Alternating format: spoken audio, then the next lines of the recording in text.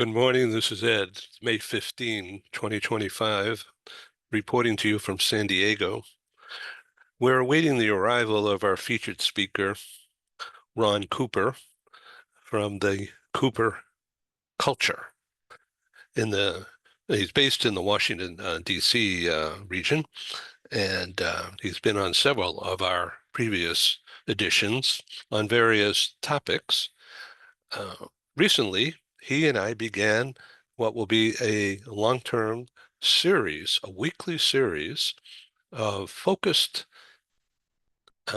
dialogue, interviews, plus some guests who will join the conversation. And the theme of today's show is productive meetings and the 3 R's. What are they? Resentment, resistance, revenge. Well, it sounds exciting. So stay tuned. We'll be right back.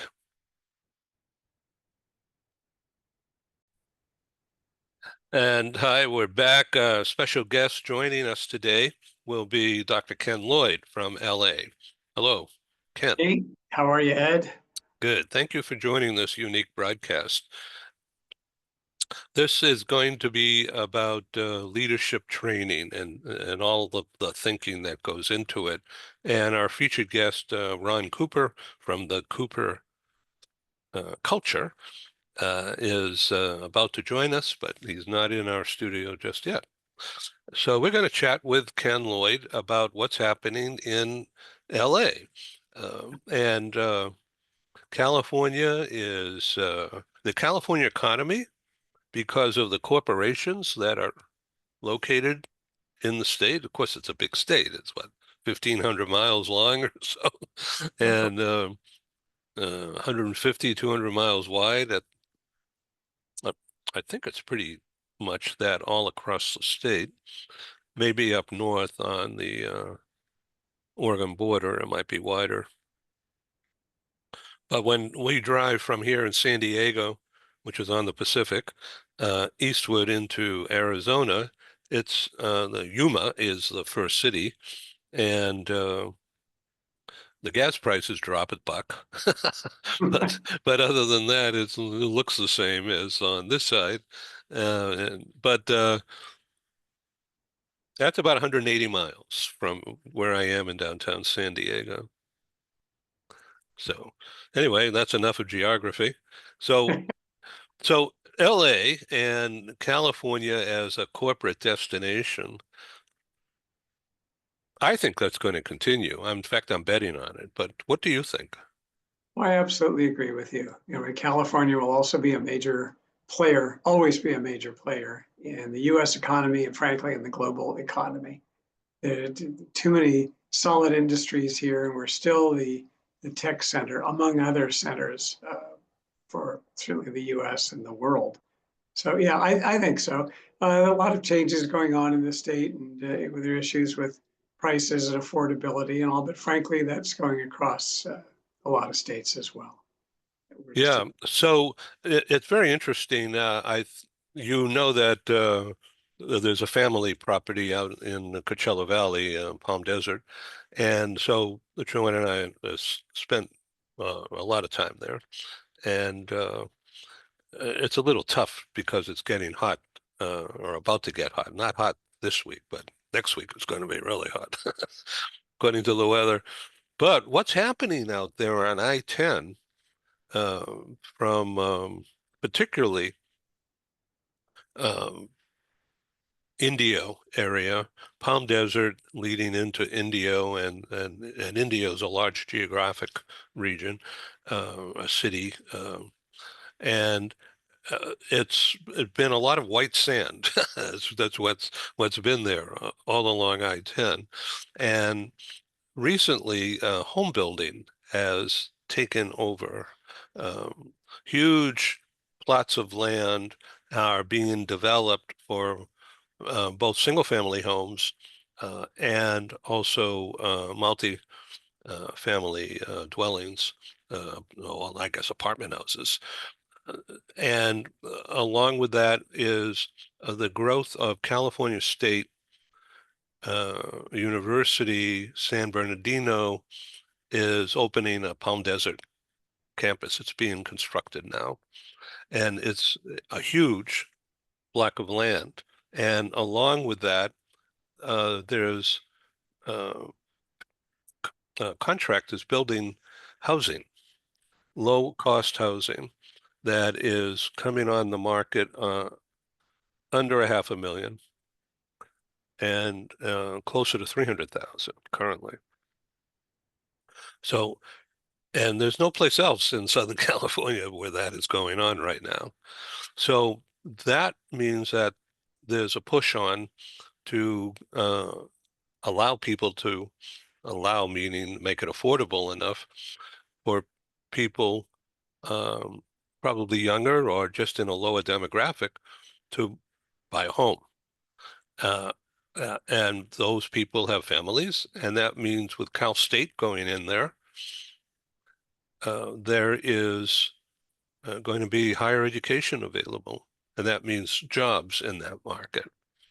And that in combination, so we're talking about regional economic development, which never happened at that level before. It's always been upscale, very upscale. In fact, just less than 5 miles from where that spot in Indio and East Palm Desert that I was just talking about is a huge piece of land further uh, south, meaning away from the I-10 wind zone and freeway,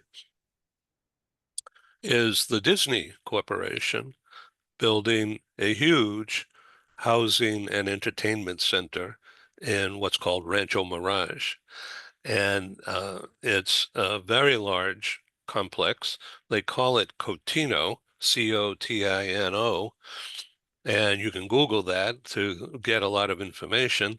But it will have homes, single-family homes, starting uh, uh, just north of 1 million, and large areas built around a man-made lake. There is a water ocean underneath the desert. It's been there forever.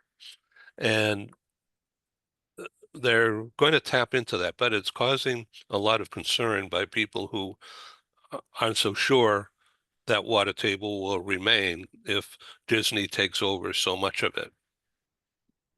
So that's a big issue. But Disney is plowing ahead. They're starting construction slowly right now, but they're beginning to build this, they call it Storyland, all right, and for a theme park.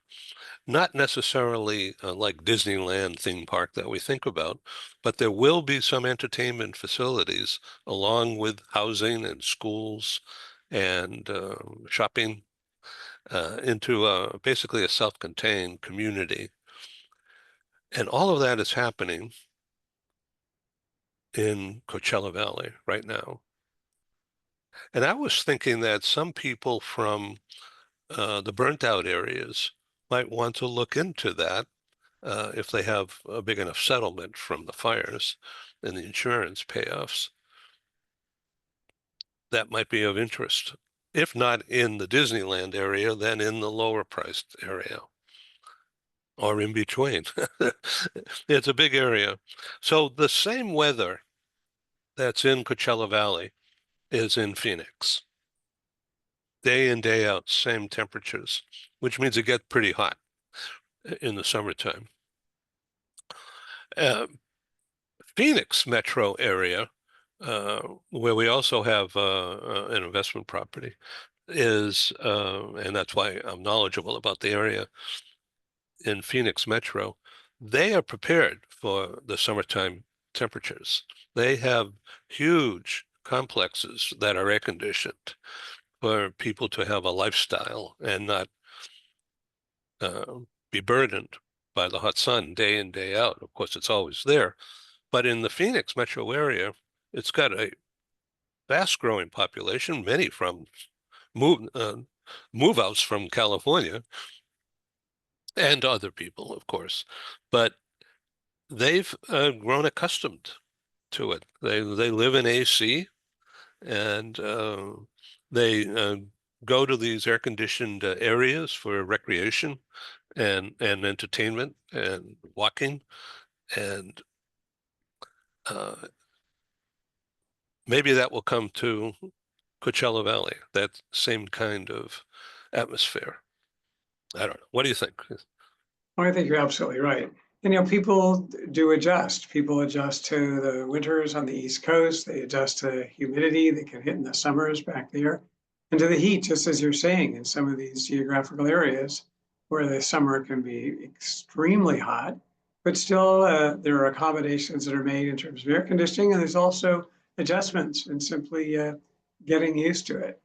I think you're absolutely right. As people look for other places to live, uh, particularly if they've had to evacuate, it's going to be years before their homes are rebuilt, to look at some of these other areas. And that's going on. It certainly is happening, particularly among some of the uh, older generation that had homes in whether it's Altadena or in the Palisades. The prospect of building a home when it kind of late in life, maybe retired, and spending 2 or 3 years going through that is not a prime choice. So a lot of them are looking at really different options so they can get back into a more normal living state as opposed to going through, frankly, the stress of rebuilding. We'll be right back. Okay, we're back, and hello, Ron Cooper. The Cooper culture is coming in, and welcome. Thank you, Ed. I appreciate it. It's always good to be with you. Yeah, thank you very much. So I had already announced the purpose of today's show with a headline about making sure that productive meetings happen, and this will be one, that's for sure. And something about the 3 R's. Ron, please define what the 3 R's are. Well, I will tell you, Ed, just very briefly, they can be what I call silent disruptors. And it is silent because many people are in some form experiencing the 3 R's of resentment, resilience, and revenge. And so what ends up happening is some people are offended by a comment, and yep, that affects me. That affects my relationship with you. I'm not necessarily going to confront you about it, but I am going to resist you because of that comment, because you offended me, and then I may even seek revenge. But I say it silent, Ed, because and Ken, I think, probably would have some insight into these kind of things. But this is one of the things that can be operative in a workplace, and people are not necessarily going to talk about it. So that's what I call the 3 R's, and they can be silent disruptors. So it's sort of like a verboten or forbidden territory. Ken, what would you say? Well, I think that whenever these kinds of feelings are generated by whether it's comments or other aspects of a meeting, uh, the effectiveness is automatically undermined. And it also depends how many people are sensing this. If some comment comes out that people find to be really offensive, insulting, derogatory, even if it's subtle, suddenly that kind of takes center stage in their mind. And instead of thinking and contributing and adding to the meeting, they're thinking about, I am so annoyed. What a thing to say. And inside that's going on. Even if they're projecting, a facade of involvement, these kinds of underlying feelings can certainly get in the way. And if we're actually in a leadership position, we want to try to watch for that in terms of how we communicate and express to those in the meeting, as well as interactions among the players. And we see someone toss out subtly or not so subtly an insult, that is really going to generate the exact kinds of problems that Ron is mentioning here. Ron? Yeah, and I will tell you that right now it is popular amongst some to make anti-Semitic comments, and the gestures. I mean, some people are very vocal about it, and And then if not that, there are ideologically those who are on the opposite spectrum sometimes will make insulting comments to and about another person. And it's not until, my opinion, we have a culture to where we encourage, we want people to confront each other, not in a combative or argumentative way, but I, as a leader, want to have, and we've discussed this on this program before, a psychologically safe workspace culture where we can freely talk with each other. And so I can confront you, Ed, if for any reason, or Ken, if you made a comment that, oh, I just want to have clarity on what it is you said, what you meant by that, because I know I may have misinterpreted it, but I would like to address that with you, because something you said, maybe the way you said it, caught my attention. But if we just leave that alone, we could be very resentful of a person, which then can escalate to different things which affect our lives, our work, productivity, and so forth. Oh, well, I can't think of anything to say right now. I have to think about it. Ken? Hold on 1 second, sorry. Yeah. That, leave it happen, the phone hits now. Absolutely. And I've been in meetings where people have said things that I would regard as offensive or inappropriate or uncalled for.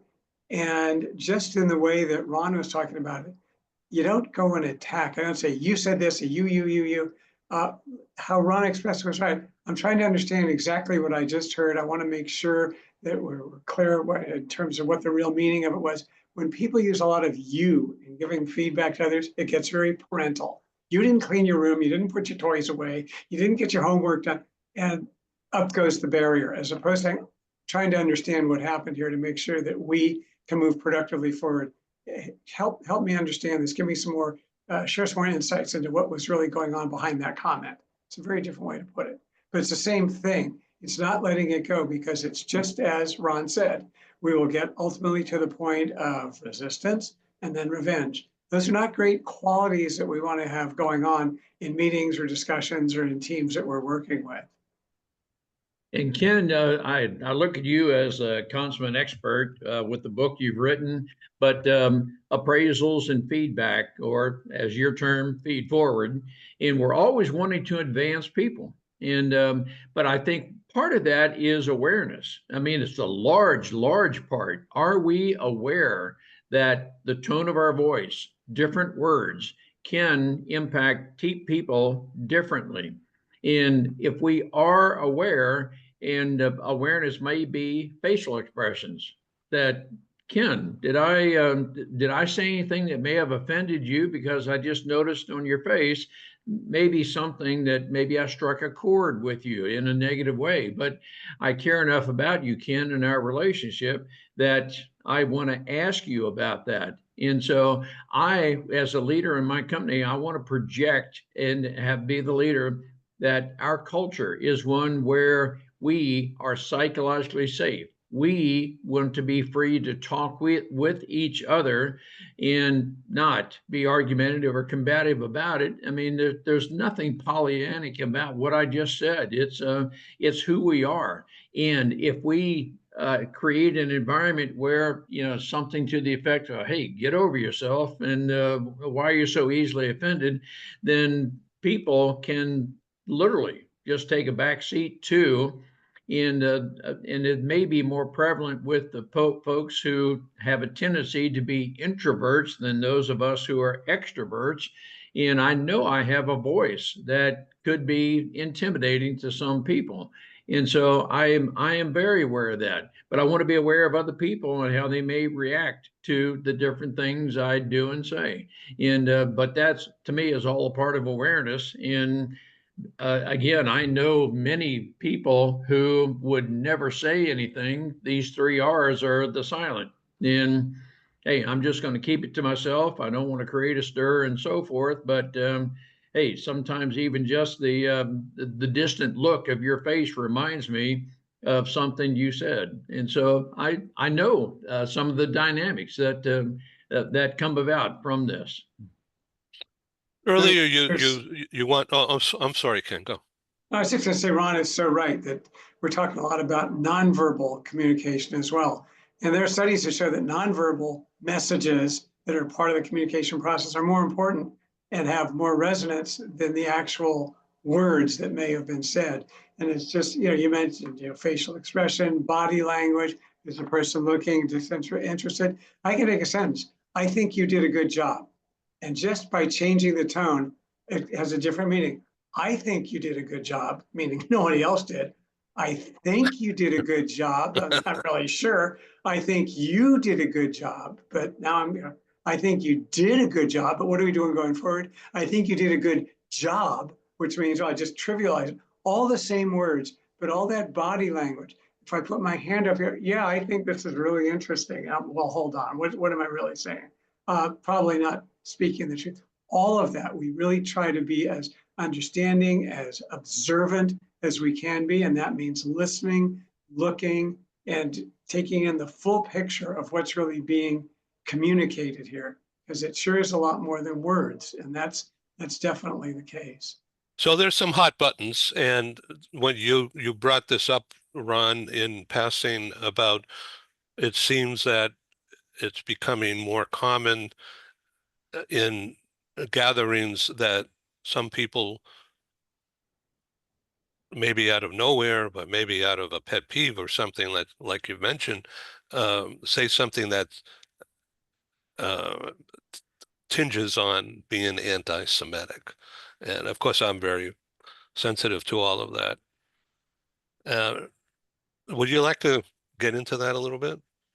Well, in Ed, yes, in the news, we are hearing about different colleges that are projecting that, and of course, Hamas, Palestine, and so forth tends to bring to mind some people's responses to and reaction to uh, various groups. And there are some people who are just very openly anti-Semitic, and I am not. So I just know that is one of the topics that has recently come to light, and so I am an advocate of, while we certainly have heritage differences and life perspective differences and so forth, how can we get along with each other? That's a lot of who I am, what I'm about.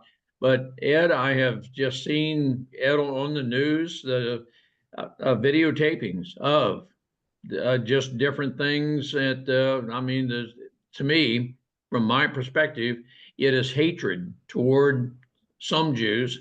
And it's now, to me, it's uncalled for, but apparently that's some of the family in which they were raised, the environment and so forth, that we've just been trained to think and feel that way.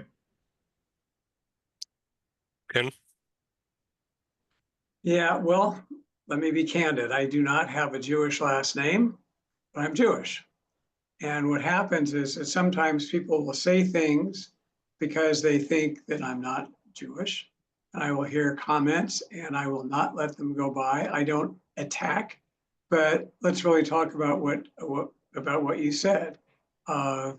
It's out there. It's real. It's sickening. I grew up in such an open and ecumenical and friendly household where everybody and everything is welcome. My dad was a businessman and he was just so in his company filled with all races, colors, religions, background. That's how we were raised. And it's so shocking to me when I do hear the kinds of comments that Ron has just mentioned, or when I read about it. It's extremely discouraging and disheartening. And I don't think we sit in silence with it. I heard that in a meeting, which I have on occasion. I'll say something. I won't insult, I won't attack, I won't degrade. But let's really talk about what's behind that kind of a comment. I'm confused as to the reasoning and all behind it. But yeah, it's out there. There's bias, there's prejudice against so many groups, so many people, race, color, religion, gender, lifestyle, all these factors that come out. People are wonderful. As my grandmother would say, wouldn't it be a boring world if we all were the same? She loved the diversity, and to fight it or hear people that fight it, I just feel, oh, just like you said, I wonder what kind of household were you raised in to come out with a belief system like that? Because you're missing so much of the real joy of life, because the differences in people are really what make so much of this so interesting and delightful. So I need to say that, of course, with my last name, I'm a walking target. But the concept that it's become okay to violently express hatred in the U.S. is really gripping. But I want to talk a little bit about myself. When I was growing up, my dad and I was like a teenager, but no older than that. I was like 12, 15, somewhere in there. My dad began taking me to Sunday morning breakfasts that were organized. And I grew up in Boston area. It was a very, very political area. And so my dad was involved in Democratic uh, politics, uh, and was involved with the Democratic Party. Um, and They always had Sunday morning breakfasts that were ecumenical. We had the priests, the rabbi, the ministers, and blacks and Hispanics, even way back then. Those people existed. And they all came to these Sunday morning, not a prayer breakfast, but everybody was respectful of the other. And along with those leadership were city politicians.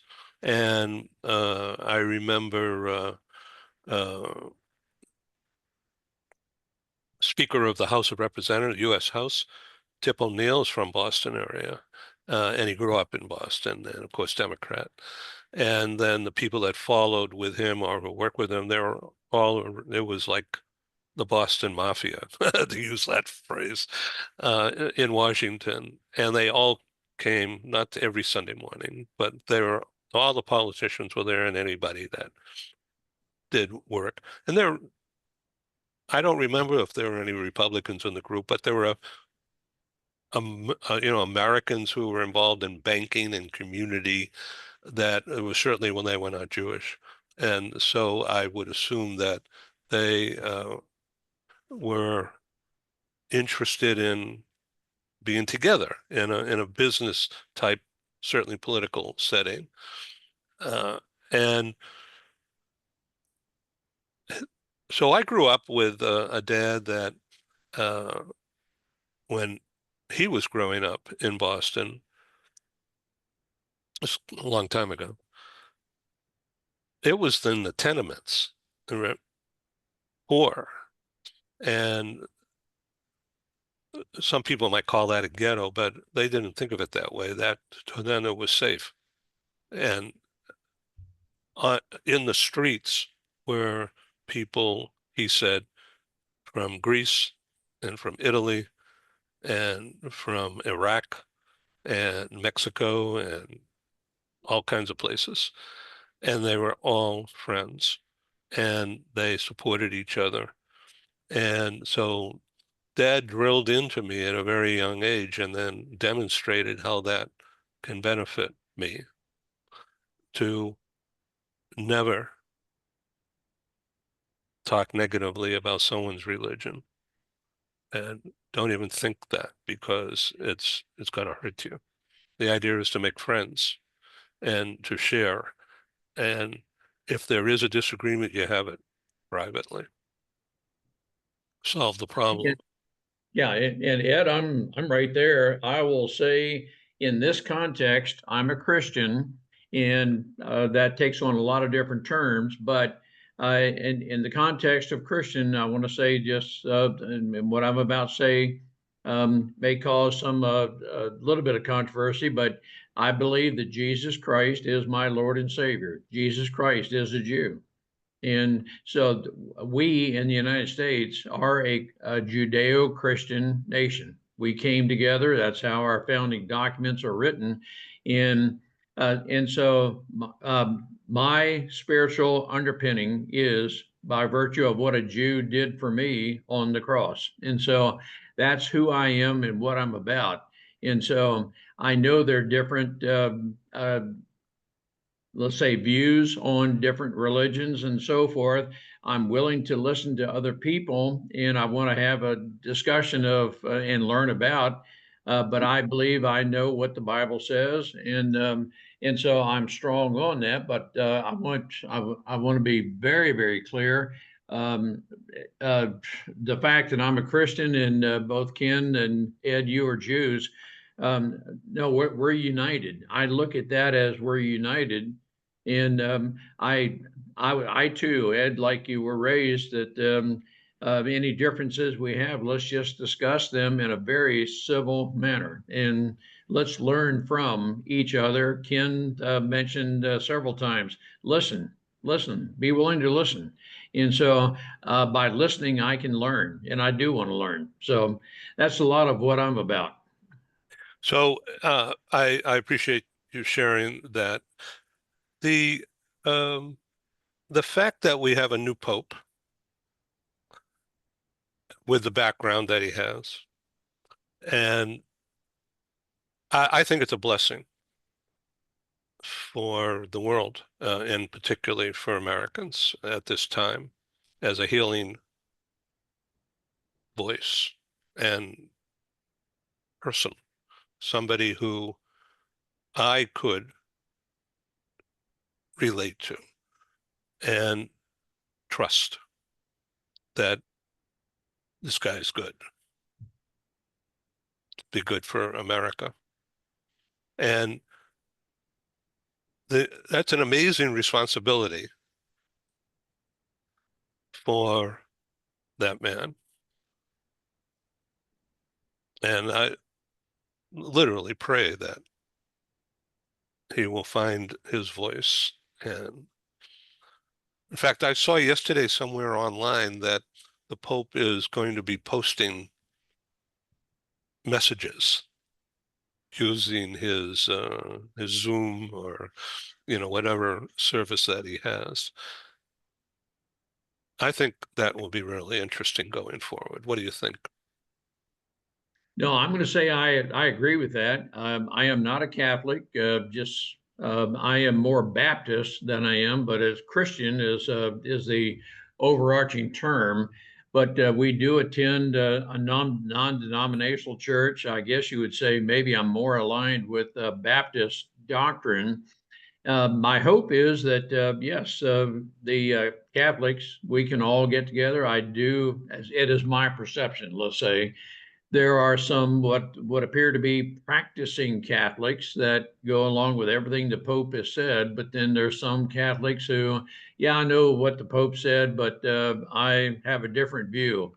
Abortion is a very popular topic, and people are very divided on where they stand with abortion, just as one example. And so I'm all about doing what we can to create unity, Ed and Ken, what can I do to be a catalyst? God's calling in my life is to be a catalyst. I want to be the kind of person that gives people reason to get together, to get along with each other, albeit we may be very different in our perspectives and so forth, but we can still get along with each other if we choose to. I encourage people to look for positive. I think Ken has voiced that subliminally. Let's look for positive in people. And when we look for the positive, we'll find it. And I think that's the kind of culture that you want to set in leading your team and in having meetings. And that kind of framework will absolutely work strongly against the resentment or revenge or any of those kinds of factors. But just by saying, here's the framework, here's the context. It's one of respect, it's one of trust, it's one of openness, fairness, goodness, ethics. morality, all of that. As this is the framework in which we're going to be working, in which we're going to be meeting, so that we reduce the likelihood of someone sitting in a meeting or working with us getting zapped by some comment or misinterpreting something, and then working away through resentment and the other factors that you've mentioned here. The kind of framework that you're talking about is one that builds. It doesn't detract. It doesn't destroy. It goes the other direction. That's really what we need, I think, more today than ever. But I think people of every generation say that. But we clearly need that kind of thinking and working together in companies and in families and beyond. So, to the audience out there, last week, Ron Cooper and I had a session about, well, I'll call it Top Gun point one. And so today is Top Gun training point two, and it certainly is different. So let's talk about having a productive meeting. And length of a meeting is generally not good. The shorter the better. But that means the leader has to be organized and somehow do what we've just done. Just start off with a controversial topic and make it less controversial by discussing things. Ron? Oh, I totally agree. I mean, there's a common expression, whoever we is, never discuss politics or religion because we know that can be very controversial, divisive, and so forth. I am just the opposite of that. I do want to talk about the proverbial politics and religion, but in the context of meeting, Ed, I'm a strong advocate of what's the purpose of this meeting. Do I have a defined purpose in meeting? And does that purpose align with maybe a larger and hopefully a larger strategic objective? And then when I have a meeting, is it better do I need to have the entire group together? In other words, all of my company staff members, do I need all of them? Or is it better just to have a one-on-one or one-on-small? And I don't mean to leave anybody out with anything, but um, uh, we never get a return on time. And so with every meeting I have, I want to know exactly, I have in my own mind what the purpose is, and I want to make the most productive use of your time. And the most productive use of your time might be a one-on-one meeting. But if we, now I'm going to, in the context of the 3 R's, I do believe that involves the company culture and addressing the 3 R's and the impact of that is appropriate as a group. And we don't need to dwell for hours on it, so to speak.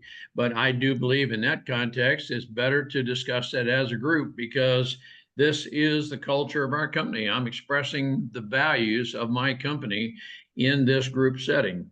Now, in other type meetings, as I mentioned, it's my determination that maybe a one-on-one would be the better meeting, and because I am aware of each one of my employees and not necessarily a challenge they're facing, but as Ken frequently says, I want you to know that I really appreciate the work you did, the comments you made, because that's very helpful to us. And so I want to make that comment to you one-on-one in a very meaningful type setting. But when it's particularly appropriate, I want to make that my wishes known. I want to make my admiration about you known to the larger group, and so I want to pick the right setting for that. But I'm sure each of us have been in meetings where, gosh, man, we just went on and on and on, and what really was the purpose of this? We could have had a better use. I could have made better use of my time doing something different. But again, just to repeat, I do believe knowing the purpose a meeting, and the purpose of whatever the meeting is aligned with the larger strategic objectives.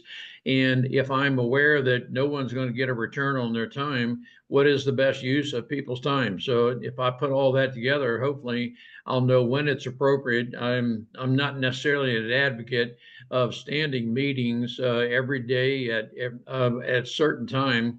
I mean, hopefully we have a genuine purpose for meeting. So let me zero in on the 3 R's: resentment, resistance, revenge. Let's talk about resentment. How would, in a business context? So resentment means that I resent that that person over there got the assignment that I wanted. That kind of a thing? It can be. And yes, a cube mate, as an example, office mate, that boy, that person seems to be getting preferential treatment. I mean, whatever your perception of that preferential treatment, and somebody seems to spend more time talking with that person than me, and I might do something that well, it's not necessarily a bad habit, but I mean, it's me. And some people look at me and just say, "Wow, that you are strange. You're different." And but no one ever asked me about it. They just seem to, look down their nose at me, so to speak. And so, why do we have this kind of thing? Let's talk about it. Why? And so those are just some of the things, Ed and Ken, I'm sure you've seen it before, that some things seeming so little, but yet they can grow into a larger difference between us, to the point where, man, I just I resent you, Ed or Ken, because of, and then fill in the blanks with whatever, and I'm going to resist you. And and so that resistance means we separate. We're not going to discuss it. And if my feelings continue to grow in that direction, I might even seek revenge. And that revenge might be in any number of ways. Hopefully, it wouldn't be a physical revenge, but it's very common. Some people go to social media and attempt to denigrate your character. And that's how the progression of things can happen.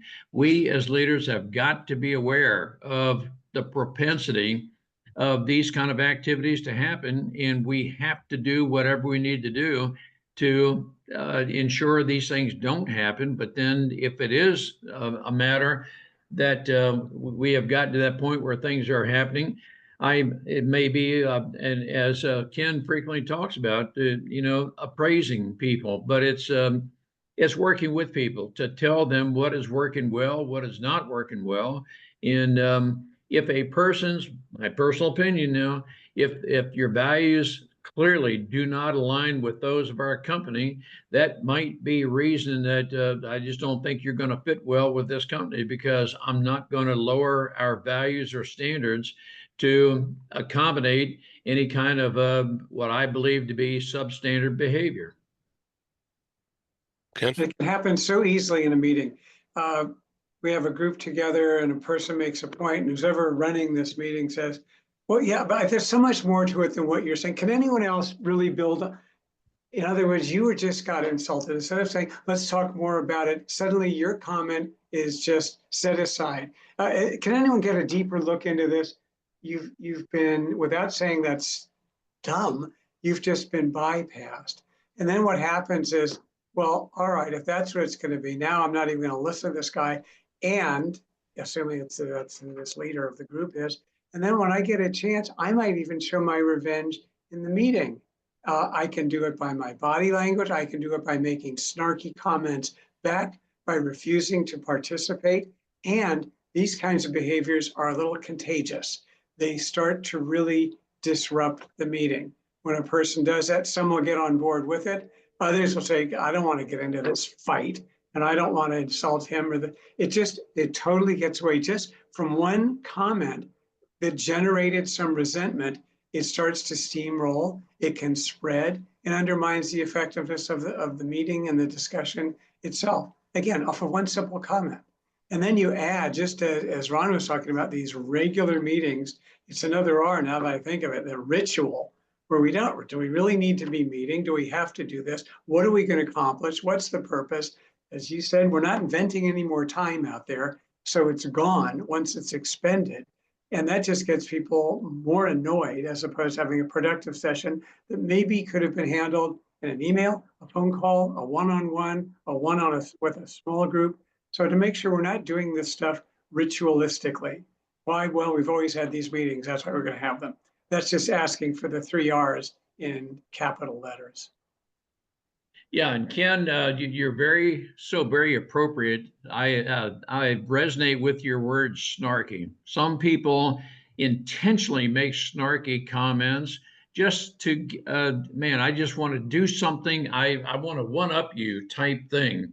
And if I can one up you, and there's maybe a jovial way of doing that, but if the, again, facial expression, tone, I know by the snarky comment if that was intended and directed at me to denigrate me, as opposed to, well, let's just all together have a little laughter.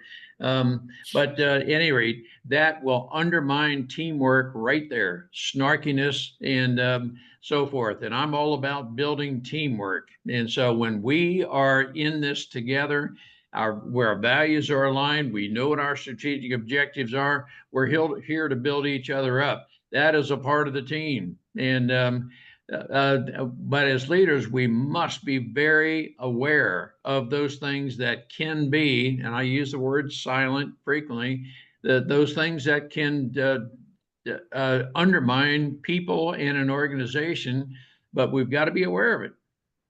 So let's talk about productivity in meetings. Ron, would you, or do you now, or have you ever given a quiz at the end of the meeting or near the end of the meeting to find out what people took in? Oh, I will sometimes ask, okay, just tell me, who wants to comment? What was your greatest the greatest takeaway? And I'm hoping that people will be very honest that, and I am not searching for compliments. That's not my point. But of the whatever the main topic was we were discussing, what's your greatest takeaway? And people have different takeaways based on life experiences, what they heard, and so forth. And it's very possible from this conversation right here. Ed, Ken, you each may have different takeaways from this, but I am very interested in knowing what people's takeaways are, and if and I hope I can inspire people to be attentive. But I know if I'm just dragging this meeting on, that the people are saying, and particularly if they're looking at their watches, man, when is this meeting going to hurry up and end? Well, probably in around 12 minutes, but No, when I say this meeting, I'm talking very figuratively, not this one, literally. I couldn't resist. So, Ken, when you have had meetings, when you were at that company for 18 years, uh, did you ever record meetings? Like, we're using Zoom and it's being recorded. So, but back then, there's no Zoom. And if you had a recording instrument going on, some people would freak out. Yeah, no, I never would record meetings. And actually, if you are going to record a meeting, you have to let the participants know, be absolutely clear and candid about it. No, but I would just, as Ron was mentioning, before the meeting, I want to have an idea of the key takeaways that I would like the participants in this meeting to leave with. And as we get to the end of the meeting, if any follow-up actions are needed by any of us, I want to make sure those are spelled out too. So it's not just an isolated event in time that just kind of drifts away. And I like the idea of asking about, what do you feel the key takeaways are? I mean, that's important to know, but you kind of want to make sure that you have either a written or certainly a mental agenda of where we're going with this meeting, how we're going to get there, what is the time frame, start on time, end on time, be willing to keep the topics on target And if there are totally different issues that are raised, if they're critical and need to be addressed at the time, that's fine. Otherwise, do a separate meeting, take it offline. So the people aren't sitting there thinking, I came here for this topic and now we're talking about something that has nothing to do with me. And then here we go. We start to get a little bit of the resistance and we're on our way. So in terms of testing the folks afterwards, no, I wouldn't want to do that. Then it's kind of turned into a high school civics class or something. And I don't want to get that atmosphere. But I do like the idea of, if there are key takeaways, I want to make sure that they're not overlooked. I want to make sure that they're emphasized, not in a repetitive way, but that we do keep the key points in mind. And I do think the follow-up from there is very helpful as well. But it's interesting in when you do training sessions, there's also, should we give them a test at the end to see if they learned anything in this training session? And oftentimes the answer is no, because that's not really the key element that we're looking for when we're doing training at work. Do we want to see if they liked it or disliked it? Nah, that doesn't really matter. What we really want to do is, before the meeting, have some criteria that have caused us to put this session into place. And then after the sessions, let's see if there's been any change, whether it's in turnover, whether it's in some aspect of productivity or interpersonal communications, because people can learn it, but are they applying it? And that's really what we really want to see from the training sessions. And frankly, as part of the takeaways from these kinds of sessions that are general meetings that we're having, are we really serving a purpose? Are the takeaways getting us to where we want to be? And that was why we had this meeting in the first place. So it's not a ritual. We're all just talking and looking at our watches. Ken, that's gosh, I've got several thoughts of what you just said that were so good. That one is, I respect your time. When I set the start time of a meeting, no, the meeting starts at that time. I will be there. Not we're going to, well, not everybody's here, so let's just wait 5 minutes kind of thing. Well, that encourages people to be late. No, if I set whatever time for a meeting, we will start at that time. We will end not later than, unless something drastic happens. Now, I am a big advocate. Let's meet with the appropriate people and discuss lessons learned. Let's just say we took on some project and maybe didn't win a proposal. We intended to do something and things didn't turn out the way they did. What did we learn from that? Let's discuss that as a group. And I'm not here to fault anybody. I want to make sure that everyone knows that this is not a fault finding meeting. We processes can always improve. I want to be the type leader who will stimulate your thinking so that we can always improve. And so that's the kind of thing that I always want to lessons learned. What can we do to get better at this? But I'm one of those staunch advocates. I want to make the most productive use of your time.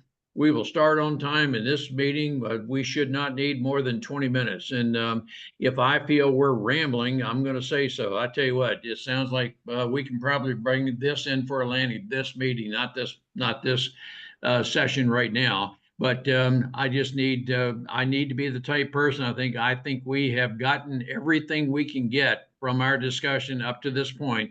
Let's terminate, you think about it, and then we'll maybe meet again after you've generated some other ideas. But I've got to be the kind of person that I'm very respectful of your time.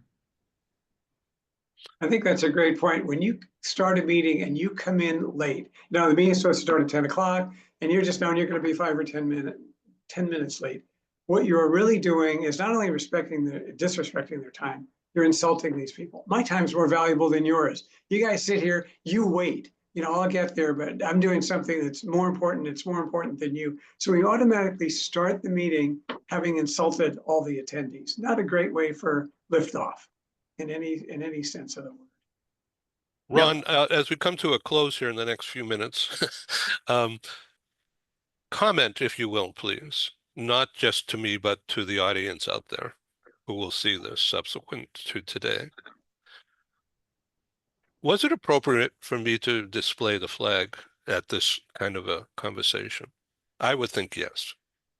Ed, for me, I served 22 years in the U.S. military, the Air Force, and to me, the flag is symbol of our United States. I am very patriotic, and I will do whatever it takes to defend our national freedom. And so, I think our national freedom is defined maybe different ways, but we do have founding members who started our nation. We have our U.S. Constitution, and we have laws that we need to uphold, and the flag represents the 50 United States. And I know there are a lot of ways in which we are divided, maybe ideologically and so forth, but in fact, the flag represents 50 United States. And so that does represent the United States of America. And quite honestly, I do believe we are the strongest nation in the universe and on this earth. And I will do anything I need to do to defend our flag against all enemies, foreign and domestic. That is a part of our oath in serving in the military. And Ed, I'm very grateful and thankful that you put the U.S. flag up as the backdrop, because I believe that is what we represent, and we are very strongly supporting of the United States, and we have many allies around the world that we want to support as well. But we are the uniting agent as the United States of America. And so my reason for continuing to show the flag, I displayed it last week as we launched this series under the Hollywood theme of Top Gun. And I decided that we're going to continue that going forward. So the reason for my doing that is I was thinking aspirationally, aspiring. I didn't know what you would headline. Well, I knew the headline because you sent me the words, but the idea that the conversation became so honest and deep, so much meaning for me. And I'm grateful that you're the leader here, Ken. I just absolutely echo that point. And just to add on, I see the flag there. I feel the exact same way that Ron does. And from the standpoint of bringing it even down to earth, when you see that flag, the word united really stays there. Maybe it sends a subtle message in this meeting that we want to emerge as a united state, in a united state of mind. We want that. So you see that it's all the wonderful emotions and feelings that go with the flag of our country, but at the same time, a message of unity for all of us and being in that united state, as well as part of the United States of America. Thanks, guys. Our next program in this series will be a week from today, and I'll be sending out a message, an invitation to everybody out there. Thank you, Ron. Thank you. Ron, thank you very much. Excellent. Thank you all. I always appreciate being with you. Yeah. Taking away those 3 R's. All right, there you go. Okay, cheers. Have a great weekend. Be well. You too. Thank you.